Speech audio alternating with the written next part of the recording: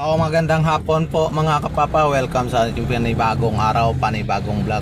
So mga kapapa, dito po tayo ngayon sa Barangay Mandalagan, Bacolod City. Ito pong binabaybay natin ay ang Lacson Street, Barangay Mandalagan.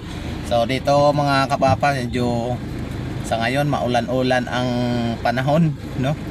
So nagkukos na po tayo ng traffic dito mga kapapa dahil po sa matinding buhos po ng ulan ngayon. Ngayon lang pong hapon, mga alas 3:30 na po ng hapon mga kapapa. So sana mga kapapa walang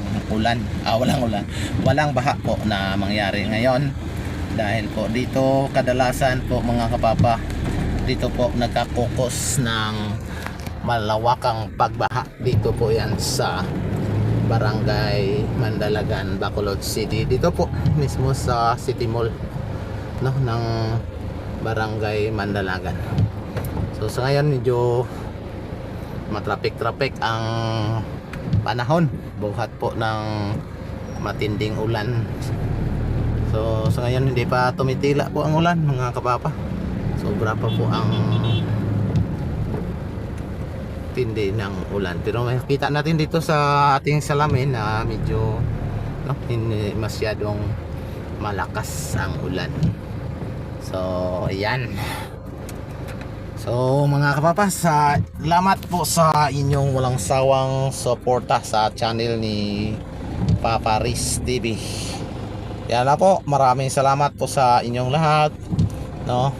Sana hindi pa naka-like, naka-subscribe sa ating channel, no, palagi like, subscribe, and pa-share na lang po sa ating channel para marami pong mapuntahan ang ating mga video. So ayan lang po, maraming salamat, thank you for watching, bye bye. Grabing baha di sa reclamation area guys, dagat.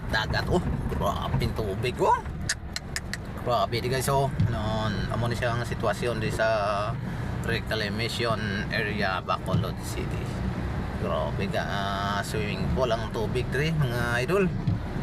Grabe, dapat kuan lang kita diri mga idol ng sticker ta diri, sticker kay kabudlay ta mga ambya, pero taas aton mga salakyan mga idol, kay kuan man Hilux, no. Una siya mga idol, ang sitwasyon diri, grabing tubig diri mga idol. Di lang ta maggolpyadag prino diri mga idol, kay basi magtiga ang aton mga prino. So mo lang na mga idol, madamo gid nga salamat sa inyong walay sawang pagsuporta sa aton channel. Hanggang may nga salakyan mga idol, auto di pwede guro kay dalo man diri. Wala na mga idol, salamat.